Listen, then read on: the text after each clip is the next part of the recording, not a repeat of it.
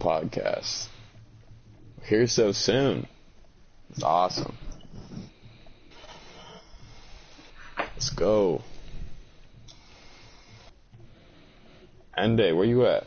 I'm right here, buddy.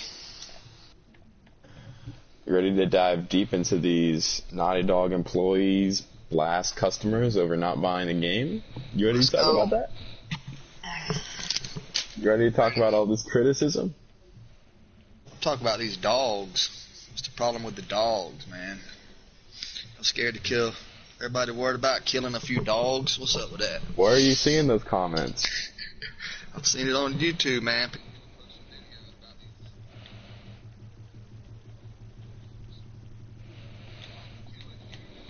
It's a game, man. Right? I mean, think about all the human, like the AI, the characters that you killed in video games. Hey, look, you don't have to kill the dogs. You can still buy the dogs. People are most frustrated about the dogs. I mean, I could see that dog, a man's best friend, and you're going to just kill him. Listen, if them dogs get in my way and starting alerting me, I'm popping a cap in them dogs, bro. You're popping a cap in them dogs? I will pop a cap in them dogs. Oh my gosh. What do you think about that, True Flight? I mean, like, these dogs definitely sound like similar thing that happened in the first one. I mean, I've just been playing the first one a couple of days ago, and I got to a bit where there was dogs. I tried to do something I probably shouldn't have done, but they did not die, so I think it'd be interesting if they have something new. Yeah, I mean, I can respect them putting a new element into the game and trying to, like, really make it, like, immersive, where the dogs have, like, owners, and they have names, the dogs have names, and, you know, something happens to the dogs, the owner of the dog starts going crazy. Like, I can kind of respect that, but I just don't think it's a big deal enough for people to be crying about, making videos about. I mean, it's a game, dude. It's not like you're really killing a dog, you know? Right. Calm down, boys. It's a damn game. Mm-hmm. Them dogs get in my way, boys, start alerting me. I'm popping and capping. I'm going to throw a bomb at them, throw a molly. I'm getting through them dogs. Especially if you're on a high difficulty, man. If you're, like, on some type of grounded with the dogs. Exactly. Well, that'd be different. I may try to stealth then, but if them dogs alert on me... What if there's some type of stealth kill you can do on the dogs? That'd be really cool. Oh, that would be nasty.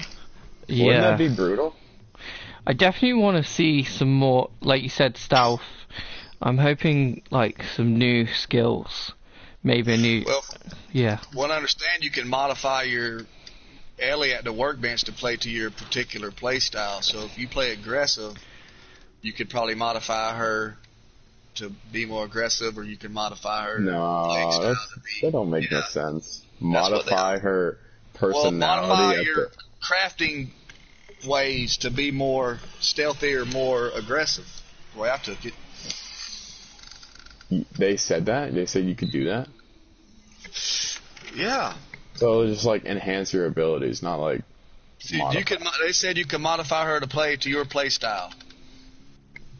Well, there's probably some things you can buy to, like, make her better at certain things, but I don't think you could be like, all right, I want her health to be up to this level, or, like, her stealth to be stealthier. Yeah, like if you want to use the silencers, if you want to, I mean, I'm not sure because I haven't seen everything to do with it, but I definitely 100% watched a video where they were talking about using the upgrade table to modify the play style you play with Ellie. Right. I mean, if that is a thing, it could open up quite a few different elements to the game. I mean, I know personally from the first one of the good things about it was that you could upgrade your weapons. I mean, me being me, I like sniping, so I went for the bow and the hunting rifle. I liked upgrading that and using those, and kind of using a combo with all the kind of different little bombs and... I feel like that makes the playstyle more realistic anyways, where you're using a bow where you can retrieve the arrows. You know, it seems more like, you know, conservative and like post-apocalyptic, you know. Yeah, definitely. I mean, especially when that first trailer kind of the gameplay dropped. What was it, back almost a year ago? I think it was the bit where you see Ellie and she's got a bow and she's fighting a couple of those guys. I mean, that was amazing. When I first saw that, it was just like, oh my god, this is real. This is actually going to happen. Yeah, speaking of them bows, man, that exploding arrow and that, I think it was the E3 trailer, I'm not sure, but that I want to play with that. I want to mess around with that exploding arrow, dude. That looks fun. That'd be really fun in the factions, too. Exploding arrow? That'd be so nice. So nice. Yeah, that'd be fun. There's so many strategies you could use with that. Yeah, definitely. I mean, I hope you would be able to like upgrade to the explosive arrow. You wouldn't just get it standard, you know what I mean? Especially if it's in multiplayer. Right. Because that would start to get annoying, dude. That'd be so overused. Like, it'd have to be really expensive in multiplayer. A lot of parts. Oh, yeah, for sure. Yeah, buying the parts to craft that would be expensive. Right. Something I could get behind is if you could actually do a kind of customization sort of thing, similar to some of the other games. I mean, it might be a bit of a stretch because I know one of the only things that The Last of Us did kind of have in the system was that you could only really craft certain like items.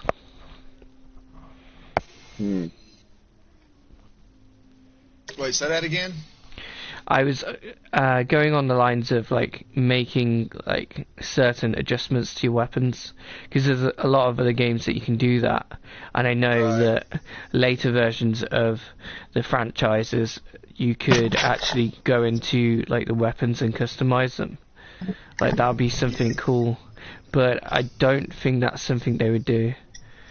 I think they're going to do a lot more this time around. Last time they didn't do a whole lot. I mean, you could put a scope on and then kind of upgrade the rate of fire, more clips, the spread.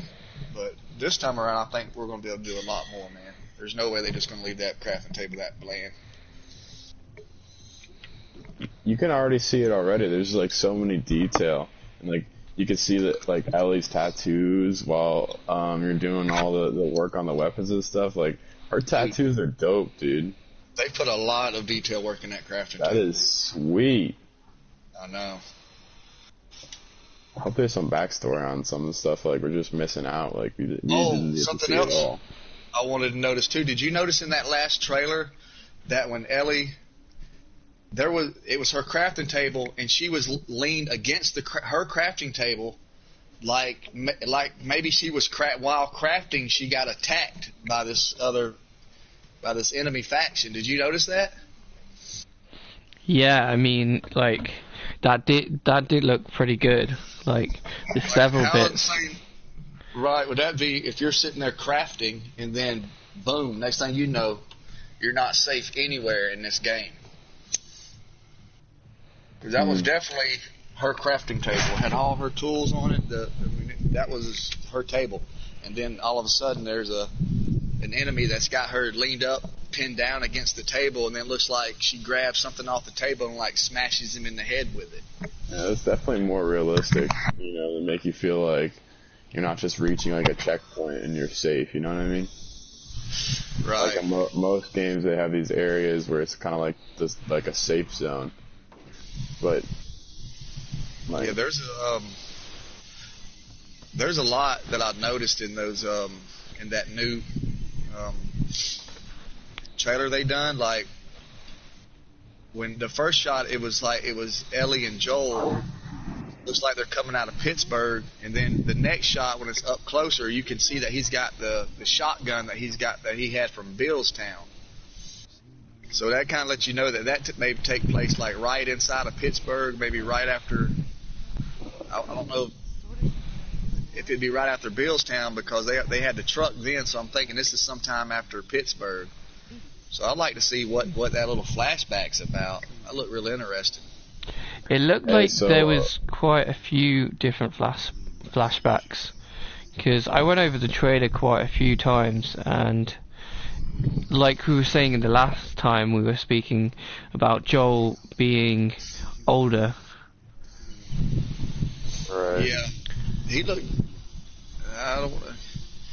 Can't want to say too much because of some of the spoilers I've seen, but he looked in some of the old spoilers. He looked younger, and then he looked older in the same scene. They played another scene out of that spoiler in that trailer, and he looked different. He looked older. It's like some of them spoilers were older or something. Yeah, I showed that on my trailer breakdown. Right. Like, it's definitely like there might have been like 1 or 2 jumps. Yeah, I think there were some changes made after those leaks, or that was old footage or something, because he definitely looked older than in the leaks. Well, you know, the game hasn't even came out, and I already had to give it a 5-star rating, man. That's just how good it is. I mean, that's crazy. I don't know how they rated it already without playing it. I have to be a Last of Us 2 shill. I mean, I like the game too, but I'd also like an honest review, honest rating on it, if that's what you know what I mean? Like, I don't know how that's I mean, yeah, I'm definitely going to give it 5 stars already. I haven't played it. 5 stars right now. When I find it out. Just watch the trailer and just give it 5 stars. What if they're actually paying people, Naughty Dog, to actually like give ratings? Just like boost up the game. I want to get paid to do it. I'll rate it wherever you want. I mean, I think we should all get paid. Right.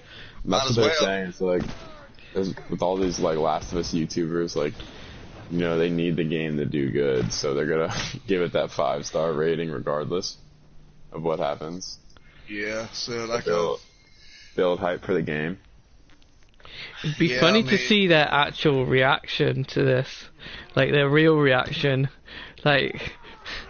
So some of them are being truthful, like some of the news channels. We were talking about this earlier. Yeah, I know that not Death Stranding, but Days Gone had the ratings wasn't that great, and but when I played that game, man, I thought it was a great game. Like, yeah, I heard about that. I actually didn't play it for a while. I got put off it because of the ratings and things like that. Right. People said at first it wasn't that great. And I think Death Stranding had what the ratings wasn't too good on it, but I'm actually playing it now and I'm enjoying this game. So I'm not gonna let these ratings defer whether I buy something or not, man. If I think it's good, I'd already let it do it on Days Gone, and when I played it, I really enjoyed playing that game. That game was fun. So these game reviewers don't have no taste. They don't have any good. It's almost reviewing. As if like they're not really basically playing it. I mean, yeah. It's not. It's just your opinion. It's not like set just because somebody reviewed it. And, it's just it's basically your opinion. Their opinion it wasn't great. I played Days Gone, and my opinion it was good. So regardless of what reviews, I'm playing The Last of Us 2, man. I waited freaking 7 years to play this game, dude. I'm playing the damn game. Play that game. I'm gonna play it. Played a couple times. I mean, what else is there to play right now other than like Doom Eternal or? I mean, right now, not too much, but we do have some good games coming up. We got that Ghost of Tsushima, Cyberpunk. I mean, there's going to be some games. Yeah, definitely. Oh, I seen that they're putting Tony Hawk 1 and Tony Hawk 2 in the PlayStation. They're remastering them, I think. Right. It's definitely been the last couple of years, remaster, remake. I mean, do you guys play Resident Evil, or do you just play more survivor horror? We have a friend that's trying to get us into that right now. Yeah, Resident Evil's pretty good, but the Resident Evil 2 was actually really good. I'm going to be reviewing that soon, but Resident Evil 3 so far, I mean, I don't know, really. Like, some of these remakes haven't been as good as they've been saying. Yeah, look, the game looks really there's been good. so many remakes too. There's been the Final Fantasy remake. There's been you know, Crash just Bandicoot, like Spyro, the trilogy. Spyro, everything. Yeah, Everything's a remake. it's like, hey, we're just gonna remaster everything onto PlayStation, Xbox. Everything's gonna be coming back. It's awesome. I mean, they're just selling us the same thing over and over. We're basically playing. It's like they put us back into what was it, like the 1990s, the early 2000s. Yeah. Back to when PlayStation first was out. It's like we're not really getting anything new until recently. Well, they don't want to break off the wheel. They want to just keep doing what works, you know? Yeah, it's the same as the movies. I mean, it's been pretty bad. I mean, it's getting to that point where it's just no originality no more. Yeah, I definitely want to see something new brought to the table. I'm surprised we haven't seen a Jack and Daxter remake for Naughty Dog yet. Wait a minute, no, I actually have a story. I think they are actually going to be doing Jack and Dexter. I have a gut feeling. Yeah, I have a gut feeling that that's next. I put my money on it. Right, you'll see it soon. Yeah, you'll blink for a second and then you'll be like, I told you. Yeah, Vicarious Visions will come up with another remaster. It's cooking it up. That's good, man. So we all agree we gotta buy Last of Us 2, or the Naughty Dog staffers are gonna call us immature babies for not. No, wait. We're gonna be worse than the devil themselves. Yes. Oh my God, yeah, Did you see that one? Yeah. Oh my God! I didn't know whether to laugh, be respectful, or I'm laughing. I was just confused. Yeah, that's ridiculous. The devil himself. You said that, man, Justin? I mean, a YouTuber. Oh, okay. I mean, there's been so many stories about different things. I mean, first it was the Star Wars debacle, and now it's like several other things, like The Last of Us now is kind of like catching up with everything.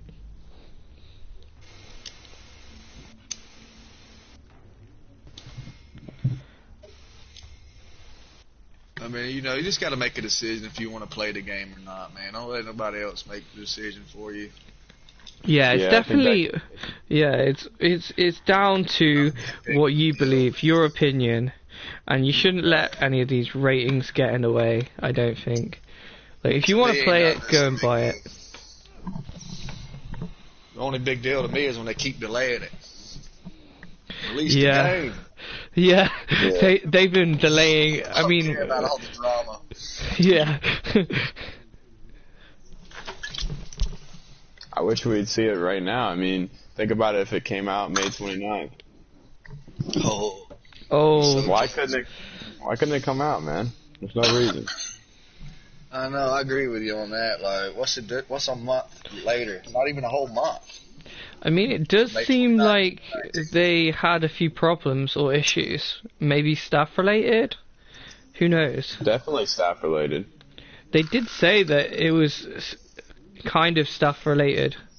They weren't really too sure, because I mean, we had like 2 or 3 different versions.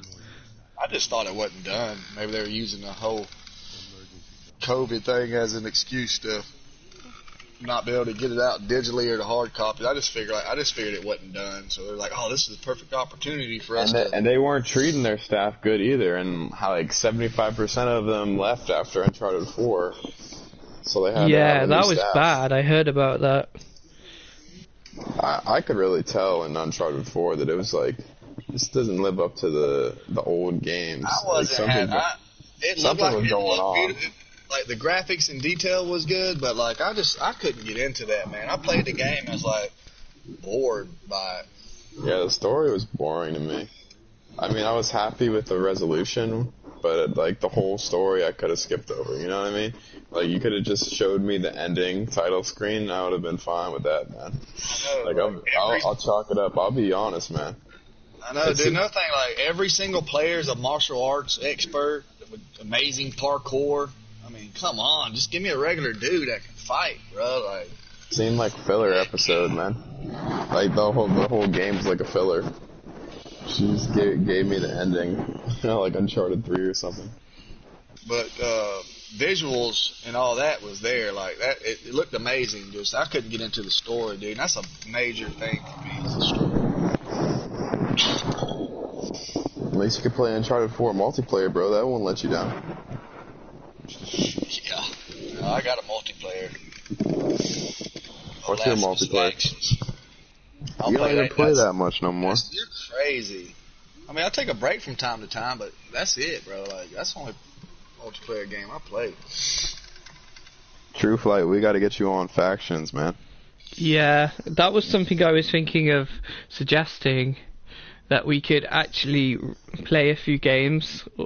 I think we were talking about it last time, doing share play, or just maybe asking our audiences what they would like to have us play, and we could just mess around. Right. And there was something else we were talking about last time as well. You've only played factions like once, right? I believe I only played it a couple times, yeah. Yeah, see, like, Ende and I, we just put, like, probably hundreds of hours into factions. Like, Yeah, honestly. yeah. You guys are so much more hardcore on this, because I'm actually you'll pretty be playing new with to some it. vets. Easily. We could create a whole Because I series saw showing you how to... Ende, you've actually platinumed this game, haven't you?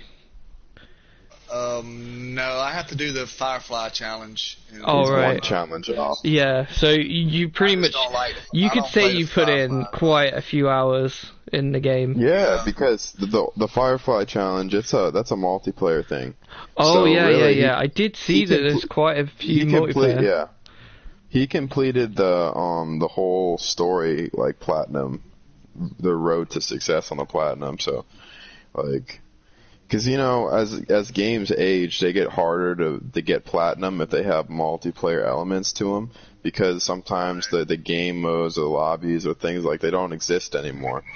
So it's like you really got to get them in their prime. Well, here's a problem that I dealt with too. Is like getting my trophies. I would run into some bugs like the all conversations. Like I've done all the conversations, but it wouldn't allow me to get the trophies. And then I was having the same thing with it's all just lying there. Like it took me forever. I had to keep going back to do it, and finally it let me get the trophy. Like so, I was having a hard time with the bugs on getting these trophies. So talking about Right. glitches, I've actually had a fair few glitches on several different games, and one of them just happened to be The Last of Us. I think that going into this, I'm just hoping that some of the glitches aren't as bad as the ones that I've come across in the last coming weeks. I don't know if it's because everyone's at home, the internet, or just the games. Like maybe if you're doing too much. I agree with. I hope it's not bugged out, man. I know I had a couple issues with Days Gone being bugged out a little bit, but that's super annoying when that happens.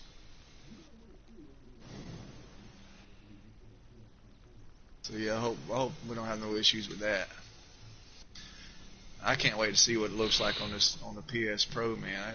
Yeah, talking about PlayStation, have you seen some of the stuff for the PlayStation 5 and the Xbox? No, I haven't seen a whole lot about that. What do you got? I mean, I've seen tidbits. It looks like they've improved the whole system, so it's more like movie-like. So the lighting and a lot of it, they went into depths about kind of like the shapes. They were saying there were lots of millions and billions of triangles, something like that. And About loading time. yeah, I think they've been working on it so that it's a new system. It definitely looks amazing. Like the sound, basically, they've been taking real sounds, like into effect, like recording them, and kind of like rocks falling and things like that. I think there's a little trailer. if you look it up, that I think it was IGN. I kind of watched that, and it looked really good. Yeah, I mean, they showed us the controller, right? Is that the official controller? We didn't actually get to see a controller. We just saw a version of a game and like the lighting and stuff and what Are they've you been. talking about the PS5 controller? Yeah. I've I seen think that. so. Yeah. I've Yeah, seen I'm it. It's saying like that's a pretty white definitely controller. the official controller, right? That's not some Right. No, like man-made. Sony released that. That's their official release on their site. That they have So this dual color controller that's white and black, but majority it kind of looks like a stormtrooper, honestly. Yeah, it does. I did notice that. It's like a little slimmer at the bottom. Yeah, I think it might fit better in the hand this time around. And they optimized some of the things that, worked last time or didn't work. They had this light bar on the controller that's like way too big on the PS4, completely unnecessary. So what they did on the new controller is they kind of just highlighted around like the play button or like the share button, so you don't have this giant like flashlight wasting all of the rechargeable battery. Because that was a big problem. That was a big problem for me. There's no option to shut off the light bar on my PlayStation 4 controller. Right. So the battery on my PlayStation 4 controller is way shorter than my PlayStation 3 controller in comparison. Like, my PS3 controller, I could charge that thing to a full charge. I could be having multiple 8-hour gaming sessions on it, multiplayer games, and not have to, worry about plugging it back in. It seems every time that I play on the PS4, I at least have to plug in my controller once, and it gets to be a hassle because, like, I don't have a 12-foot cable. I have a relatively, the standard cord, which I have to, like, scoot up, get up, and, like, plug in. So I know some people can relate with that. It's just, like, it's unnecessary, especially when you could have an option to shut off a light bar that does nothing for you. Right. Yeah, Like, I think initially you can only it was. dim it. Yeah, What do you can. think about the built-in mic on the new PlayStation 5 controller? I think the concept is there. It makes sense, especially for people that don't have a mic, but on PlayStation 4, you come with a standard earbud with a mic piece, right? And I feel like that mic, if it's not implemented correctly, it is going to be very poorly received, because you're going to have the people that play music in the background and game lobbies and stuff, and it's always going to be picking that up. It's always going to be picking up background conversations. So if there's a way you activate the mic where it only works when you press in a button. Yeah, I'm sure it's not going to just be on like the whole time. Like, right. You got to be able to turn it on. If like if you like hold it and then it's recording, like that would be the best way to do it. Right. So are they getting rid of the share button, or turning that into something else? Like, I seen something about the share button. They're turning the share button into something else, yeah, but it's pretty much going to be the same concept, where you're able to, live stream and like share your content, but it's not going to be called a share button anymore. I'm hoping that the whole share thing is going to be better, because it's one of the main features that I really like about the PlayStation. Yeah, I mean, I feel like definitely this console generation, it was a success, but we're going to have to see going on to the next console generation, because I've seen on the, the Xbox One recently had like a release on stuff, and people were quick to call it like a failure, because like some of the main titles, like the new Assassin's Creed that was just recently announced, that said, they're only going to be running on 30 frames per second, and it's just like, what is the reason at all? You're going to upgrade to a new console if you're not at least like 60 frames per second. Like, are you kidding me? Like, what's the benefactor of going to purchase a whole new, console, which is pretty much like just at this point with the Xbox X series, it's going to be like a mini computer tower. Like, why are you going to do that when you could just buy a PC, you know what I mean? Exactly. I'm kind of bummed out. They put one of my favorite games on Xbox. It's not going to be on PlayStation 4, which is Hellblade. So I guess I'm going to have to buy an Xbox to play Hellblade. I do not want to miss that game, man. I don't know if you guys played Hellblade, but that's a really good game. It's an Xbox exclusive now? It is now, yeah. That was the game that you mentioned last time, yeah. I was going to look into it at some point. Yeah, you would like that game, dude. Yeah. There's so many games that I've got to play still. I mean, I recently downloaded, like, I think quite a few, like 3 or 4 new games that are really going to be... If you're into, like, third-person story games, then you'll really like it. It's simple, like, the control, it's not a whole lot to it. The puzzles are kind of difficult, but other than that, man, it's. I love a good puzzle challenge. I mean, I grew up with puzzles and like crosswords and things like that. That was one of my biggest. Like, I love doing that sort of stuff because it's a challenge. So in itself, like, I like kind of mazes and things like that, where you have to do challenging things and find what you need to. Well, the puzzles in Hellblade are some of them can be pretty insane. Yeah, it makes it interesting. Right, but they start out like easier. I mean, they start out just kind of showing you the concept of how they're going to be, and then they'll work their way into more difficult ones. Same concept, but just more difficult. But that's a great game, man. True Flight, I see that you post kind of like a mixed bag of content. Did you start your channel like wanting to post like a specific game and then just like evolve into, more games? Like what was your goal I originally my goal was to mainly focus on Final Fantasy games because that's my key.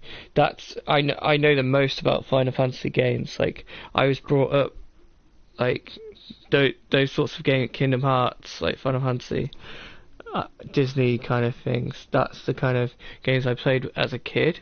But as I grew older, I kind of got into a lot of the post-apocalyptic games, and that's what brought me to The Last of Us. So I'm actually really glad that I got out of that stage, because I mean, I can't stop playing zombie games. It's too much fun. You did play Days Gone, or you have it? I have it, and it's one of the next games I want to play. But if you're into the zombie games, dude, that's like it's like Red Dead, but zombies. Yeah. I mean, I've got majority of the games that I need to play, but I've had so much fun editing and playing all these other games that I sometimes forget how many games that I really do have. I mean, I have about, over 200 games downloaded on PlayStation Store alone. Over 200? What do you have, like the 1 terabyte console?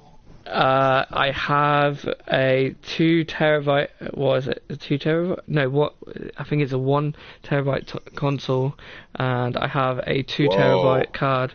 I am jealous, because that's my problem. I only have about 30 games. Yeah, I have several. I digitally download about all my games, and I have to pick and choose between what I want to save, what I want to delete, what I want to get a new game. I still have to do that. Like recently, for example, like I have Borderlands 3. I bought it, and like I had to delete a past zombie game, World War Z, to get my new game. Like, I don't like being in that predicament, because at the same time, like, I want both games on my digital shelf, you know what I mean? But since my hard drive isn't 1 terabyte, I can't store everything that I need to. That's definitely one thing that I hope that they change. Try and figure out a way of getting more content. Can't they have some type of iCloud where you have your games in the cloud? You know what I mean? Yeah, so you don't have to be worrying about storage. Yeah. Like, your PSN account holds all the games you purchased, and there you could just playing them on demand because they're purchased. You know what I mean? We're at that point where that's a possibility now. Am I right, or am I wrong? Yeah, I mean, isn't that similar to the PlayStation? What is it? The Google Stadia? Sorry, no. The the Play Store. Yeah, I know what you're getting at. That's like the monthly subscription. Yeah, that one. You know what I mean. PS Play. Yeah, PS Play. yeah. It's the compatibility, backwards compatibility. It's similar to the Xbox One, I think. Right. The Xbox. I wish they did have more of that on the PlayStation, because there's so many games I want to go back and play, and I can't because of being on this new gen console, which is about to be old, because it's about its time's due. Yeah, so what are they talking about releasing the PS5? December 2020. December. Nice. That's good. That's in a few months. I mean, They got a price? I know. yeah. I mean, I'm hoping it's not going to be over 500. I mean, I know that the PlayStation 4 was quite a high price, so I think I heard rumors that it could be like 600 to 700 or more. I mean, compared to the Xbox One at the time, PS3 was the more budget console, and it was better. Like, remember when Xbox One came out, it was $500 console, and you had to buy the Xbox One Connect that came along with it, which added like another $100 to it. And out the gate, PS4 came out, and it was I think it was, what was it, $399 instead of the $499 the Xbox One was. So you'd save $100. You weren't required to buy the PS4 like and like the, because everything back was like the Move games back in the day, the PS Move, where they were trying to like rip off the Wii. Like, that was a big thing back in the day, and that kind of faded out over time.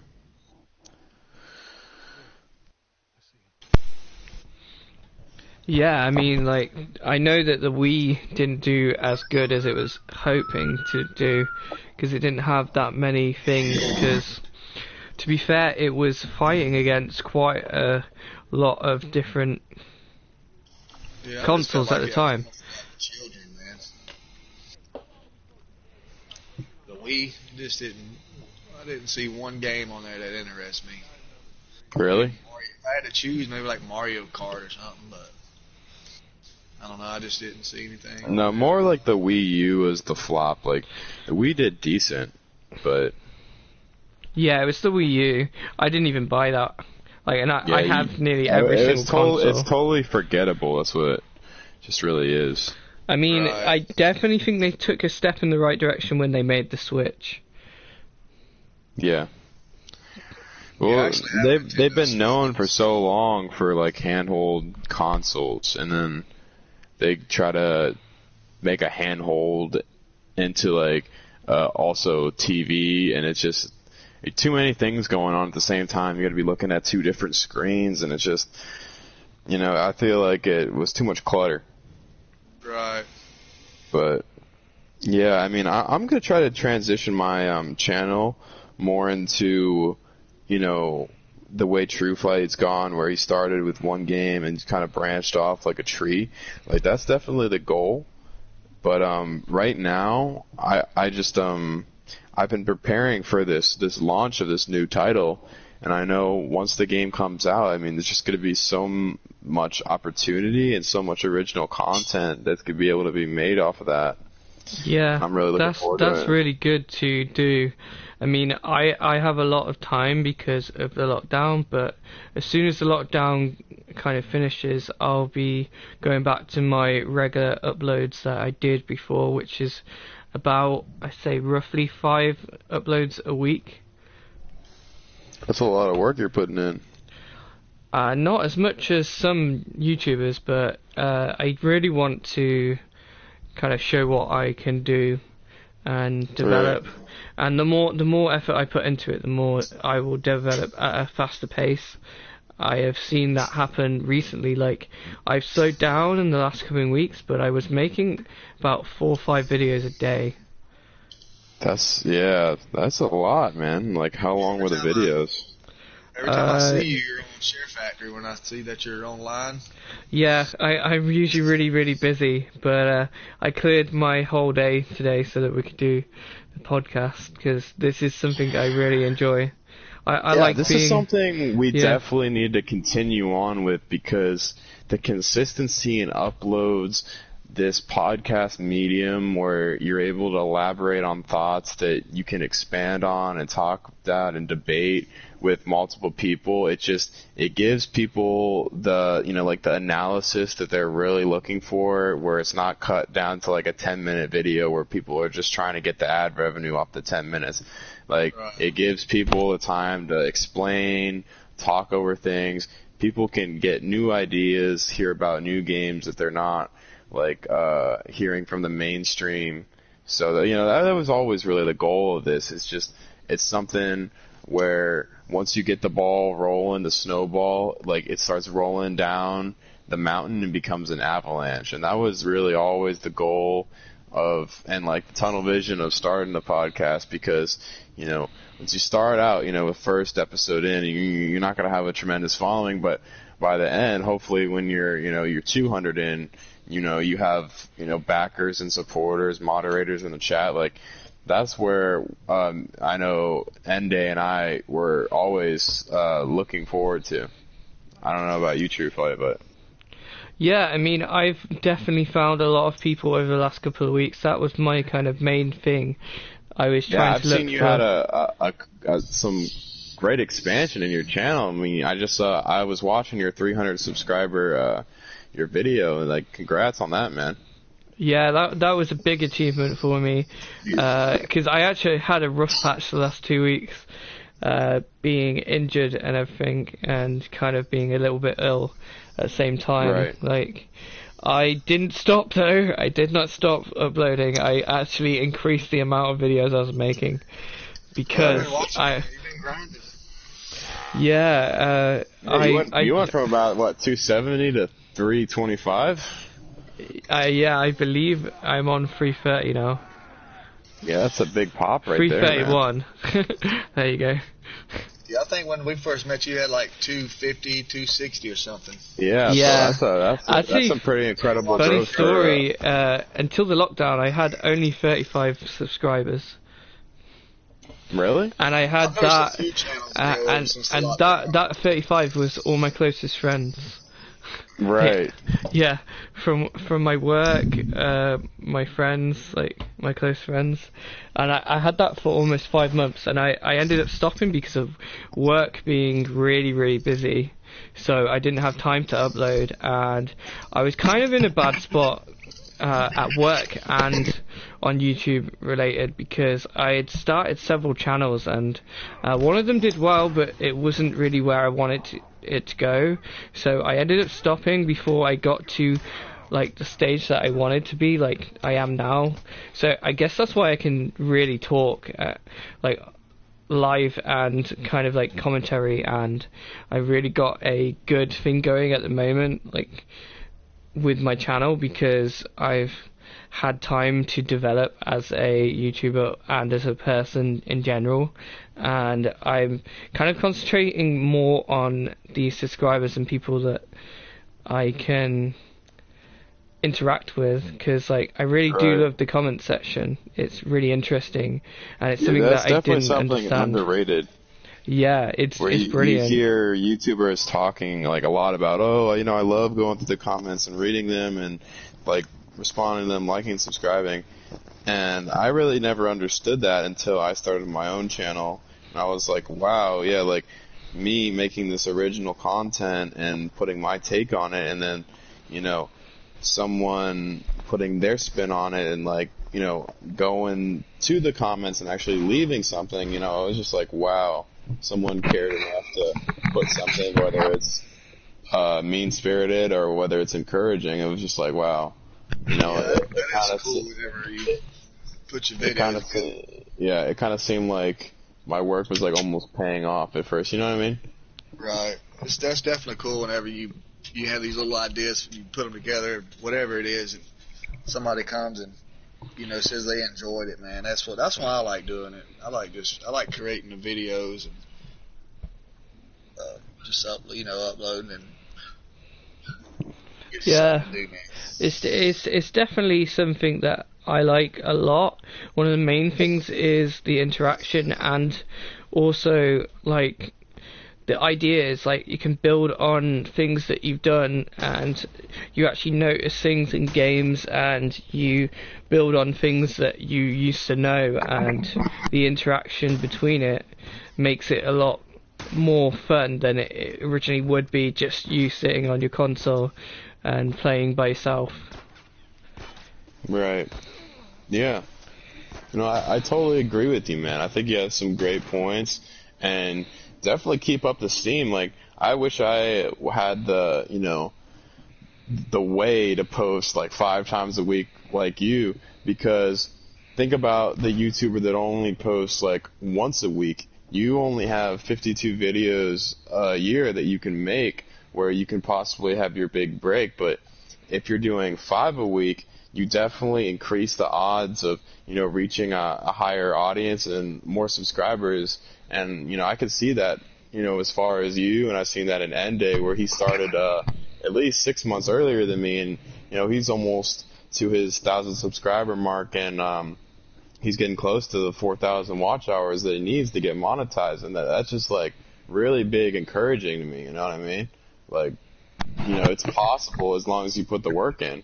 And I know for all of us, we're going to have great success with this new game, and it's just like, we got to tide ourselves over until it comes out, right? Yeah, definitely. There's going to be so much we can do with this trophy hunts, stealth tips. I'm a real big fan of Grounded, so I hope this Grounded they got on this new one's going to be sick. So I can't wait to get in here and figure out how to break this Grounded down and get some stealth pass going. I'm going to be having so much fun on it. Just like, I don't think I've ever mentioned this, but like, one of my fun facts of gaming, one of the fun facts that I love in a game is how many times can you die, and like what ways can you die, and like what's the best way that you can. So kind of like the Hall of Meat, right? So you would really like the skate games where they have the Hall of Meat, where you see how many times you can just like smack your character into the ground, and like how brutal, and like how many bones you can break. Yeah, I love those games. Like there's a lot. Ende and I was talking about where they have this new game coming out, Skate XL, and isn't it just so funny that out of nowhere Activision decides to release remasters of Tony Hawk Proving Ground 1 and 2 when they said, maybe we could make a little money really easily off this. Someone else is putting out a skate indie game. It's an indie developer. Yeah, Tony Hawk's like, hold my grip tape. You know what I mean? Yeah, exactly. They're like, let's hop on this bandwagon right now. Skate games are popular again while everyone's in quarantine. The skaters can't skate. They're going to be skating on their console. I pulled up the last Tony Hawk 5 that just come out. Do you know that game is still like $59, dude? Really? Yeah. That came out years ago by now. I know. I was going to buy it, but I don't want to pay $60 for it. No. I already had it one time. It wasn't that. It was all right. I've watched my younger cousin play it. It's nothing to write home about. I was thinking like $30, $20. I don't think it's worth $60, dude. Not worth $60. It's that Activision greed, man. It's like nothing. I don't know. I didn't like it as much as I did the other ones. So I was like, I'm not spending $60 on this. Right. So. Wow. So many great ideas, man. So excited to move forward.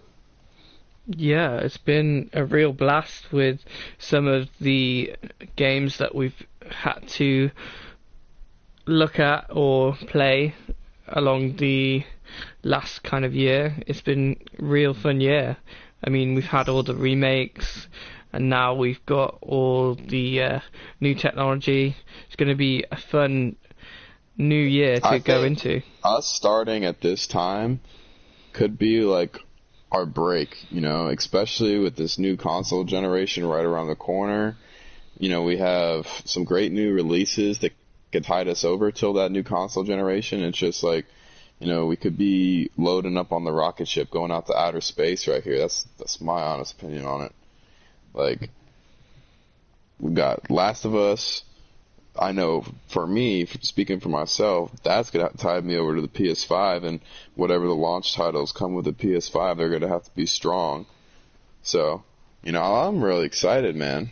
I feel like there's great opportunity out there on the horizon.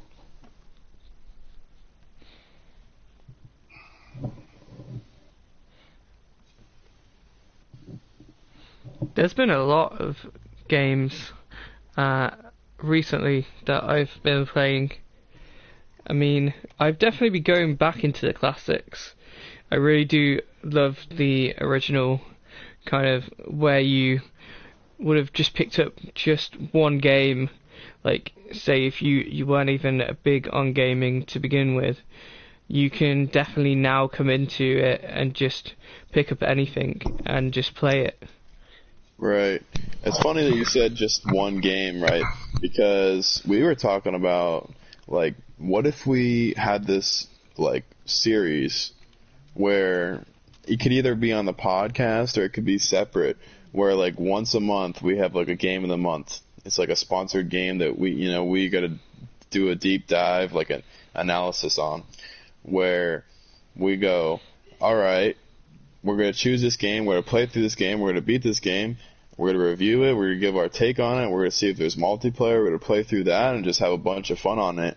And I feel like, all of our subscribers as a collective would, definitely benefit from our, review and our personal take on the game, because it's not going to be like artificial where someone's just giving a 5-star review on something that hasn't even came out yet. Like, and I feel like personally, as someone who loves video games, like, I definitely want to be, trying things new and getting out of my comfort zone, playing different games. Like, I've never played Final Fantasy personally, but I wanted to go back and play that Final Fantasy VII remaster because I feel like I might have missed out on something. So, like, that's just an example, something that, I feel like, my channel would, grow from, and, I might grow from, and, like, I might enjoy, and kill some time doing. So, like, I don't know if you guys are down for that, but that's kind of what I'm down for. Yeah, something else I'd like to get into is, like, Netflix, like top Netflix shows and series. Because, dude, there's some hidden gems on there that people haven't even seen, dude, that I thought were some really good shows, man. Are you going to take off by being the new Tiger King reviewer, bro? I mean, I'm down to watch that. Are you going to find the hidden Tiger King on Netflix and break it to the public and what they should watch? Yeah, exactly. I think there's only one of them, though. I mean, that show was crazy, dude. It's only one Carol Baskin, bro. Right.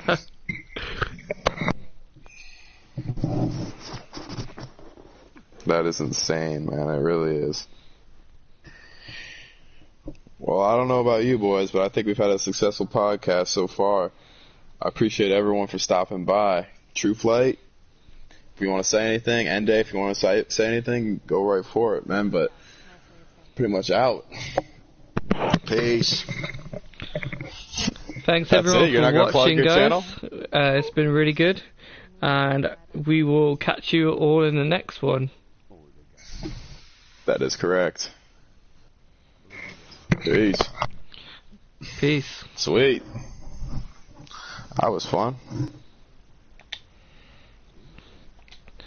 Hit a lot of things that I wanted to talk about.